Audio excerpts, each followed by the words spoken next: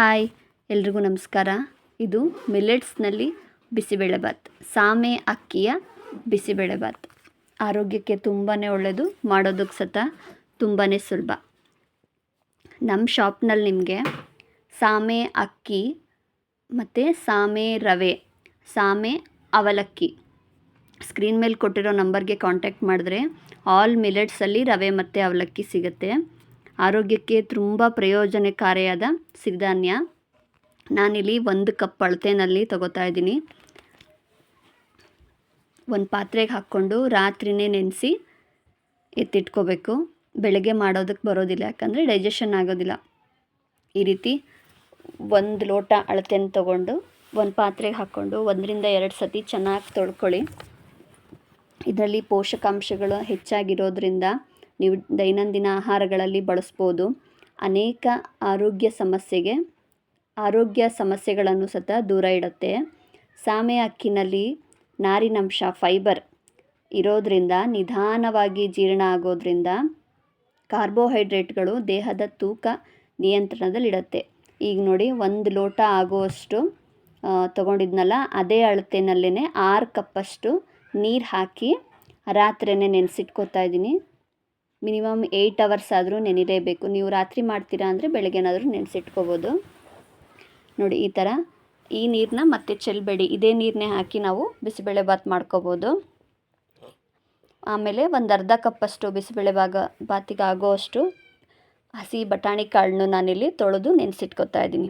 ಈಗ ಬೆಳಗ್ಗೆ ಕಾಳು ಬೇಳೆಗಳನ್ನು ಸಹ ಒಂದು ಅರ್ಧ ಗಂಟೆ ನೆನೆಸಿ ಬಳಸೋದು ತುಂಬ ಒಳ್ಳೆಯದು. ನಾನಿಲ್ಲಿ 4 ಚಮಚ ಬ್ರೌನ್ ರೈಸು, 4 ಚಮಚ ಹೆಸರುಬೇಳೆ, 4 ಚಮಚ ತೊಗರಿಬೇಳೆ,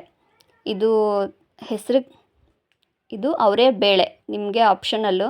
ಅವರೆಕಾಳು ಸೀಸನಲ್ಲಿ ಮಾಡ್ಕೋಬೋದು. ಇದು ನಾವೇ ಮನೇಲಿ ಮಾಡಿದಂಥ ಅವರೆಬೇಳೆ. ಇದನ್ನು ಸಹ 1ರಿಂದ 2 ಸತಿ ಚೆನ್ನಾಗಿ ತೊಳ್ಕೊಂಡು ನೆನೆಸಿಟ್ಕೊಳ್ಳಿ. ನೀವು ಡೈಲಿ ಸಾಂಬಾರಿಗೆ ಹಾಕುವಾಗ್ಲೂ ಒಂದು ಅರ್ಧ ಗಂಟೆ ಬೇಳೆ ನೆನೆಸಿಟ್ಟು ಅಡುಗೆ ಮಾಡಿದ್ರೆ ತುಂಬಾ ಒಳ್ಳೆಯದು. ಗ್ಯಾಸ್ಟ್ರಿಕ್ ಬೇಗ ಆಗೋದಿಲ್ಲ, ಬೇಗ ಡೈಜೆಷನ್ ಆಗುತ್ತೆ.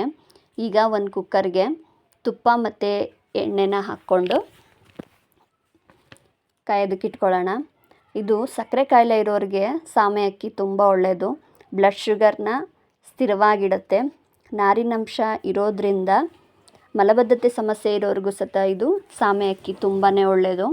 ಸಾಸಿವೆ, ಜೀರಿಗೆ, ಉದ್ದಿನಬೇಳೆನ ಹಾಕ್ಕೊಂಡು ಒಂದು 5 ನಿಮಿಷ ಫ್ರೈ ಮಾಡ್ಕೊಳ್ಳಿ. ಒಂದು 5 ನಿಮಿಷ ಫ್ರೈ ಆದ ನಂತರ ನಾನಿಲ್ಲಿ ಶೇಂಗಾ ಎಣ್ಣೆನ ಬಳಸ್ತಾ ಇದ್ದೀನಿ, ಯಾವುದೇ ರಿಫೈನ್ಡ್ ಆಯಿಲ್ಗಳನ್ನ ಬಳಸ್ತಾ ಇಲ್ಲ. 2ರಿಂದ 3 ಈರುಳ್ಳಿನ ಈ ಥರ ಉದ್ದುದ್ದವಾಗಿ ಕಟ್ ಮಾಡಿಕೊಂಡು ಎಣ್ಣೆನಲ್ಲಿನೇ ಚೆನ್ನಾಗಿ ಫ್ರೈ ಮಾಡ್ಕೊಳ್ಳಿ. ಒಂದೊಂದು ಪದಾರ್ಥಗಳನ್ನೂ ಚೆನ್ನಾಗಿ ಎಣ್ಣೆಯಲ್ಲಿ ಹುರಿಯೋದ್ರಿಂದ ಅಡುಗೆ ರುಚಿಯಾಗುತ್ತೆ. ಪದೇ ಮೇಲೆ ಒಂದೊಂದನ್ನೇ ಹಾಕಿ ಅಡುಗೆ ಮಾಡಬೇಡಿ. ಒಂದೊಂದೇ ಈ ಥರ ಎಣ್ಣೆಯಲ್ಲಿ ಫ್ರೈ ಆದರೆ ಚೆನ್ನಾಗಿರುತ್ತೆ. ನೋಡಿ, ಒಂದು ಅರ್ಧ ಬೇಯ್ತಿದ್ದಾಗೇ ಕರಿಬೇವಿನ ಸೊಪ್ಪು ಹಾಕ್ಕೊಳ್ಳೋಣ. ನಾನಿಲ್ಲಿ ಶೇಂಗಾ, ಬಿಳಿ ಎಳ್ಳು ಮತ್ತು ಗೋಡಂಬಿನ ಹಾಕೋತಾ ಇದ್ದೀನಿ. ಬಿಳಿ ಎಳ್ಳು ಸಹ ಅತ್ಯಂತ ಕ್ಯಾಲ್ಶಿಯಂ ಭರಿತ ಆಹಾರ. ನೀವು ಹಾಲಿಗಿಂತನೂ ಹೆಚ್ಚಿನ ಕ್ಯಾಲ್ಶಿಯಂ ಬಿಳಿ ಎಳ್ಳಲ್ಲಿದೆ. ನೋಡಿ, ಇದನ್ನು ಸಹ ಶೇಂಗಾ ಎಲ್ಲ ಚೆನ್ನಾಗಿ ಕ್ರಿಸ್ಪಾಗಿ ಆಗೋವರೆಗೂ ಎಣ್ಣೆನಲ್ಲಿನೇ ಚೆನ್ನಾಗಿ ಹುರ್ಕೊಳ್ಳಿ. ನಾನಿಲ್ಲಿ ಹುಣಸೆ ರಸ ಬಳಸ್ತಾ ಇಲ್ಲ, ಅದ್ರ ಬದಲಾಗಿ 1 ಟೊಮೊಟೊ ಹಾಕೋತಾ ಇದ್ದೀನಿ.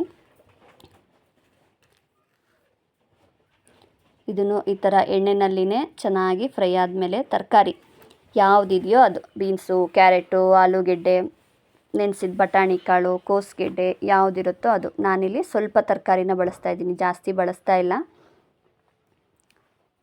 ನೋಡಿ, ಇದನ್ನು ಸಹ ಚೆನ್ನಾಗಿ ಒಂದು ಸ್ವಲ್ಪ ಉಪ್ಪು ಹಾಕಿ ಎಣ್ಣೆನಲ್ಲಿನೇ ಬೇಯೋ ಥರ ಚೆನ್ನಾಗಿ ಕುಕ್ ಮಾಡ್ಕೊಳ್ಳಿ. ಒಂದು 5 ನಿಮಿಷ ಪ್ಲೇಟ್ ಮುಚ್ಚಿ.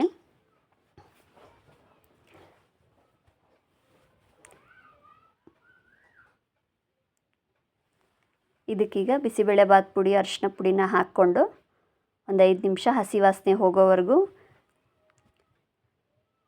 ಫ್ರೈ ಮಾಡಿಕೊಂಡು, ನೋಡಿ ಈ ಥರ ಚೆನ್ನಾಗಿ ಹೊಂದ್ಕೊಳ್ಳೋ ಥರ ಫ್ರೈ ಮಾಡ್ಕೊಳ್ಳಿ. ಈಗ ನೆನೆಸಿಟ್ಟಂಥ ಬೇಳೆ, ಅಕ್ಕಿ, ಮಿಲೆಟ್ಸ್ ನೀರನ್ನ ನಾನಿಲ್ಲಿ ಬಸ್ಕೊಂಡಿದ್ದೀನಿ ಒಂದು ಪಾತ್ರೆಗೆ. ಅದನ್ನು ನೆಕ್ಸ್ಟ್ ಹಾಕ್ತೀನಿ. ನೋಡಿ, ಈ ಥರ ಚೆನ್ನಾಗಿ ಮಿಕ್ಸ್ ಮಾಡಿಕೊಂಡು ಚೆನ್ನಾಗಿ ಅಕ್ಕಿ ಬೇಳೆ ತರಕಾರಿ ಮಸಾಲೆ ಪದಾರ್ಥಗಳೆಲ್ಲ ಎಣ್ಣೆಯಲ್ಲೇ ಚೆನ್ನಾಗಿ ಹುರ್ಕೊಂಡು ನಾನೀಗ ನೆನೆಸಿಟ್ಟಿದ್ದಂಥ ನೀರನ್ನ ಹಾಕ್ಕೋತಾ ಇದ್ದೀನಿ. ನೀವು ರಾತ್ರಿ ನೆನೆಸಿಟ್ಟಿದ್ರಲ್ಲ ಆ ನೀರನ್ನ, ಆಮೇಲೆ ನೋಡಿ ಈ ಥರ ನೆನೆಸಿಟ್ಟಿದ್ದ ನೀರು ಈ ಕಲರ್ ಆಗಿರುತ್ತೆ. ಇದನ್ನು ಹಾಕ್ಕೊಂಡು ಮತ್ತೆ 2 ಲೋಟ ನೀರನ್ನ ಹಾಕ್ಕೋತಾ ಇದ್ದೀನಿ ನಾನಿಲ್ಲಿ. ಬಿಸಿಬೇಳೆ ಭಾತ್ ಅಲ್ವ, ಸ್ವಲ್ಪ ತೆಳ್ಳಗೆ ಬರಬೇಕು ಅಂತೇಳ್ಬಿಟ್ಟು 2 ಲೋಟ ನೀರನ್ನ ಹಾಕ್ಕೊಳ್ತಾ ಇದ್ದೀನಿ. 2 ಲೋಟ ನೀರು ಹಾಕಿ ಒಂದು 5 ನಿಮಿಷ ನೀರು ಕುದಿಯೋದಕ್ಕೆ ಬಿಡೋಣ.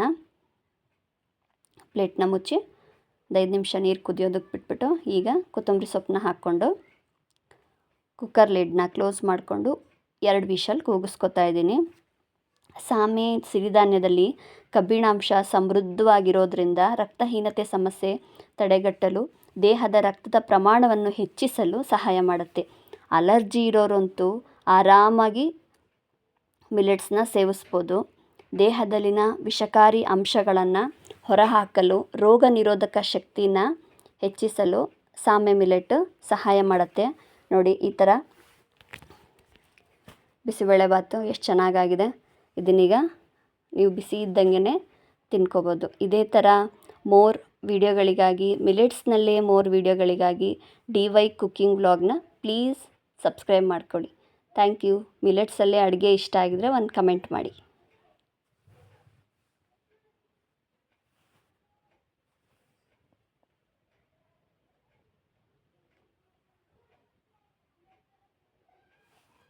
ನಾನಿಲ್ಲಿ ಸ್ವಲ್ಪ ತುಪ್ಪ ಹಾಕ್ಕೊಡ್ತಾ ಇದ್ದೀನಿ.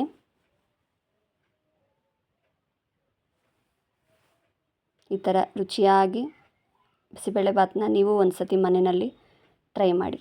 Thank you.